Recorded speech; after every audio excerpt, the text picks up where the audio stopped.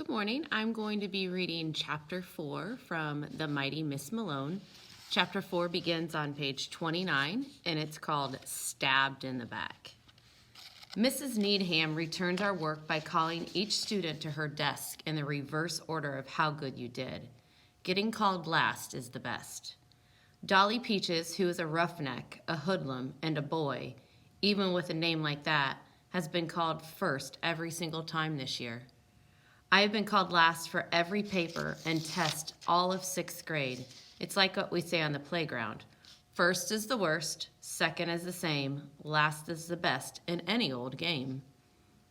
Mrs. Needham picked up our final essays. I enjoyed learning about your families. We've had a slight change in our usual rankings today. Mr. Peaches, keep trying. Hope springs eternal. Dolly slouched up to her desk. It was a very short walk because Mrs. Needham keeps Dolly Peaches and Benny Cobb exactly 1 yardstick and 1 stretched out arm away from her. So these kids are close. She said, "Young man, stand straight and pick up your feet when you walk, or I'll leave you with a memory that will extend well into the summer." So back in the 1930s, teachers actually could punish students, not by sending them to lunch detention, but some teachers actually could go get a switch off of a tree and, kind of spank students back then. Not these days. Benny Cobb was next, and the roll call went on until it was down to me and my loving friend Clarice Ann Johnson. We looked across the room at each other and smiled. We each held out 2 fingers, touched our cheeks, and then held 1 finger and put our hands to our chests like we were getting ready to say the Pledge of Allegiance. But we weren't. It's a secret sign for our motto I thought up, 2 girls, 1 heart. So they do something like this. Kind of sweet. Mrs. Needham said, "As usual, we're left with the 2 ladies." I tried to look humble while I waited for Clarice to walk up and get 2nd place, which is really just about as good as 1st place. Just about. Well, not really, but it is a kind and comforting thing to say to 2nd place. Then I remembered what Mrs. Needham said about a change. No, I worked extra hard on this essay. I watched her mouth, scared that something horrible was about to cross her lips.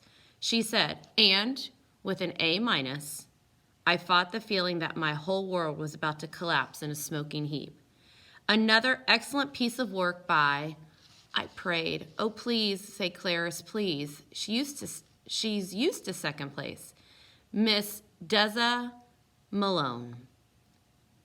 The shame. I looked back over at Clarice and I had to quickly turn my eyes away.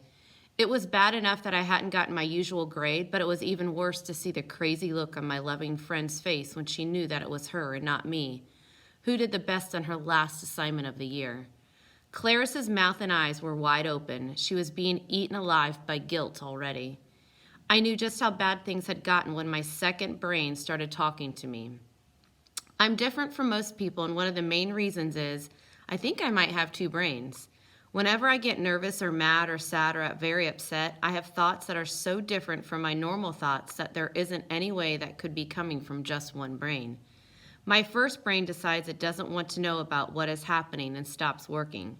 Then my 2nd brain takes over. Do you guys ever feel like that? Like you have 2 brains inside you, like one's talking, you should do this, and one's saying something else, and you're like, oh, I better not do that. I felt myself rise out of my seat like a prisoner on her way to old Sparky, the electric chair. I had to bravely make that long walk to Mrs. Needham's desk, a walk once bright with sunshine and hope, but now choked with thunder, despair, and crabgrass. "Buck up, kiddo," the 2nd brain said. "She won't be expecting a thing." Oh, one of the main reasons I hate this 2nd brain is that it always calls me kiddo. "Smile, kiddo," the bad brain said. "Get as close as we can." Clarice had covered her mouth with both hands. It was easy to see that she was grief-struck that something this terrible could happen on the next to the last day of school. "Okay, kiddo," when she hands the paper to you, snatch her arm. We'll get 2 or 3 good bites in before she can slap us off or call for help. So her brain's talking to her. I stopped in front of Mrs. Needham's desk. I held my breath, giving her one last chance to say, "Dear me, Miss Malone, I'm so sorry. I made a terrible mistake. I should have called Clarice." Mrs. Needham looked right in my eyes, held my essay out, and said, "Very good job, Deza." Thank goodness that woke my first brain up. It stopped me before anyone got a bite. Very good job? Was she playing a joke on me? I looked at what was written in red at the top of my paper. There was a big A- sitting there. My grade is supposed to be an A+. How could Miss Needham, who I used to love like a grandmother, be so rude and uncaring to tell me, "Very good job," when I didn't even get an A? I floated back toward my seat. Most times I pretend I'm reading the back of the last page of my essay while I'm walking to my desk. That way my classmates get a chance to see my grade and maybe will want to try harder the next time. This paper was a crinkled ball in my fist. Dolly Peters, who got enough teeth crammed into her mouth for a crocodile, a shark, and 2 regular full-grown people, whispered, "You ain't smart as you think, huh? How is it to feel number 2? Benny Cobb snickered. "Deeza's a number 2. "Okay, kiddo. Jump real high and drop a quick elbow into Dolly's left eye, then do a sharp uppercut to Benny's jaw. They'll never see it coming." So now her brain again is talking to her. All there was left for me to do was quietly and with a bunch of dignity walk to my desk. I told myself, "Stop being silly, keep your chin up." But as soon as I sat down, my arms folded on my desk and my head thunked down. Mrs. Needham said, "And we close this year with another A for Miss Clarice Ann Johnson." I couldn't bear to look. Clarice would be unconsolable. I raised my head when I heard Clarice's gut-wrenching yips and yaps. Unconsolable means she's going to cry and be like, you can't calm her down. I'm so proud of that girl. Clarice had decided to pretend she was excited by jumping up and down. She hopped like a bunny to the front and gave our traitor teacher a huge hug. Clarice is such a champion.